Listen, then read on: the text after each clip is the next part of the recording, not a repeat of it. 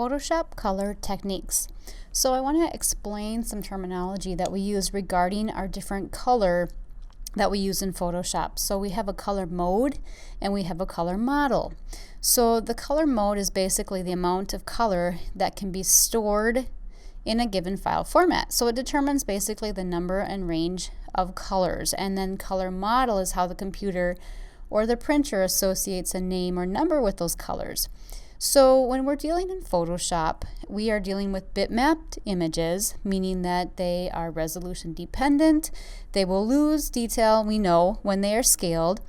So we also deal with what's called gamut, or a range of colors. So we typically get an out of gamut warning if we're trying to use a color that's beyond the color space that either our printer can print or maybe the monitor or the web can show. So when we're looking in Photoshop, I want to just go through the different color modes and describe a little bit about each one. So to start with, I'm going to use my image menu and go to mode. So we have quite a few modes here listed. We have bitmap, grayscale, dual tone, indexed, RGB, CMYK, lab, and multi-channel. So a few of these, bitmap and dual tone, are grayed out, and that is because we need to step through a different mode to get to those. For instance, to get to bitmap, we need to convert our RGB to grayscale, which eliminates color, and then go to bitmap. Okay, so I'm going to come back to this menu here in a moment, but I also want to drag my color panel out. So we have the modes that we actually can put our graphics in, but then we also have modes that we can choose to define or edit our color, and they don't necessarily match. For instance, right now I have an RGB document, however my color panel is in CMYK. Photoshop doesn't know, it won't give me any kind of warning that those don't match. It really is irrelevant. So let's go through what each of these modes are and how that changes my graphic. So right now I have RGB. Okay, so RGB, what it really is doing is it's storing color in channels, and it means red, green, and blue. And if I bring out my channels, you'll see I have an RGB. This is a composite, but then I also have a red, a green, and a blue. And so this is telling me how much color is in each one of those channels, which makes an RGB graphic. Now the RGB is additive, meaning it's creating these colors by lights, and it's how we see our digital format. So when you're looking at your monitor, you're viewing it with lights, and that's RGB. When you look at a projector or a monitor or a TV, you're going to see it with light. Okay, so when we talk about RGB, we measure them from 0, if I drag my sliders all the way over here, 0 to 255. So there's actually a range of 256 colors in here. Okay, so for those of you that have not had a color theory class, these are things that are discussed in more detail in a color theory class. Things that would make more sense in how this all fits together. Each channel, for instance, is 8 bits, meaning it holds 256 colors, but it's exponential. So we end up with a 24-bit graphic, which allows us to have millions of colors. Now back to the RGB. So when we turn all our lights off, if you turn all the lights off, basically we have 0, which gives us the color black. If I turn all my lights on, bring them all on, 255, 255, 255, that is white. So when we refer to RGB colors, we call them in the order red, green, blue. So this color is 255, 255, 255. Let's go to CMYK under image and mode, now to CMYK.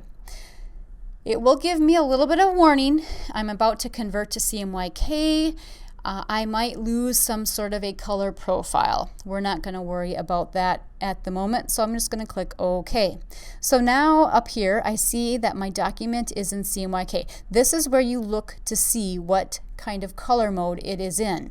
You do not look in the color panel, you look up here in the title bar of your document. So I'm going to go ahead and change my color sliders to CMYK. So CMYK is measured in a percentage. CMYK stands for cyan, which is this blue color, magenta, which is a pink color, yellow, and then K actually is black almost all of the time. In Photoshop, it always is black. It stands for key color, K for key color, okay? So CMYK is a subtractive color model, meaning that it's dealing with print. So we're dealing with colors either being absorbed or reflected with their color waves. Again, more of a color theory topic. We measure it in percentages, like I said, 0% to 100%. So 100% is fully there, 0% is not. This comes from the old printing method of 4-color printing, 4-color process printing. So we used to send our color printing documents to the printer in separations. We'd have to do color separations because this would be printed, basically run through the printer 4 times. Once to pick up the cyan, a second for the magenta, a third for the yellow, and a last for the black or the key color. Okay, so that's where this comes from. Now, our monitors are only able to show RGB. So that means that you will never, ever, ever see CMYK colors correctly on the monitor. Okay, so keep that in mind. If you are doing a print job ever, always check out a proof. Have the printer run one so you can verify the colors. Okay, we're kind of beyond the days of the 4-color separations and the 4-color process printing. Most of it is done digitally, so we don't have to send out and create the plates. Okay, so that's the difference RGB CMYK. A few others that you may use. Under mode, we have a lab color. Notice that probably not a lot changed there. You may have noticed from the RGB to the CMYK that the document got a little bit darker. That sometimes will happen. So lab color is based on a luminance, that's what L stands for, and 2 chromatic components, an A and a B. So luminance is basically lightness. So if I have 100%, it's light, and if I have no lightness, it's dark. Okay, you can see in my color thumbnail here. You notice that I have my foreground background color in my color panel. Same exact thing over here in the toolbar. So they are basically, it's 2 views of the exact same thing. So typically what we see here is a red and a green and a blue and a yellow. Now a lot of people are, you're going to pick in the spectrum to get kind of the range and then do some fine adjustments.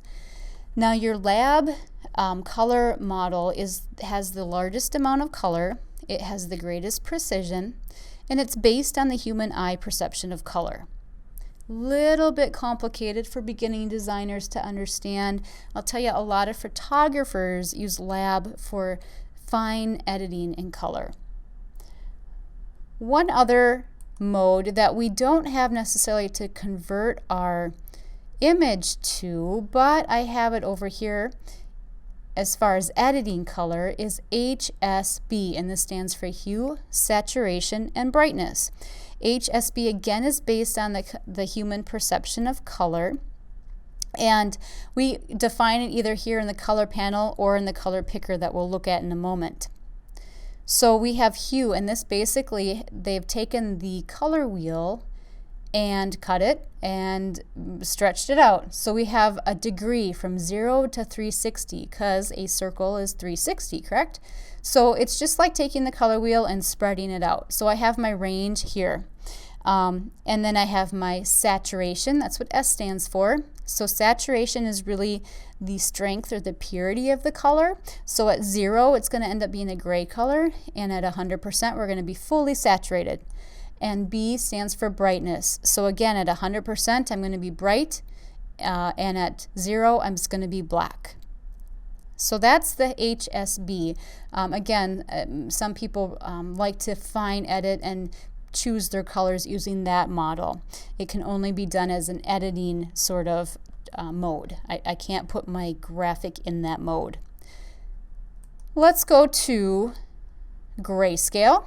So Grayscale will give me a warning that says discard color information. When I click OK, I have now reduced my colors from millions down to only 256 colors, and that would be white, black, and 254 colors in between.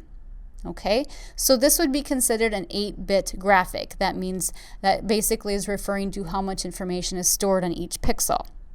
So I'm down to 256. I've lost my color. Once I've gone to grayscale and I decide, well, wait, I want to go back to color, it's not there. Once you wipe the color out, it's gone. You can't get it back. Of course, while I still have my document open, I could go back to history and I could redo, right? Get rid of that grayscale. I could do that. Or I could go under File, and since I have not saved this since I opened it, when I choose Revert, Revert will revert back to the last time your file was saved. In this case, haven't saved it yet, so it reverts back to when I opened it. Okay, so grayscale is 256 basically shades of black, white, and gray.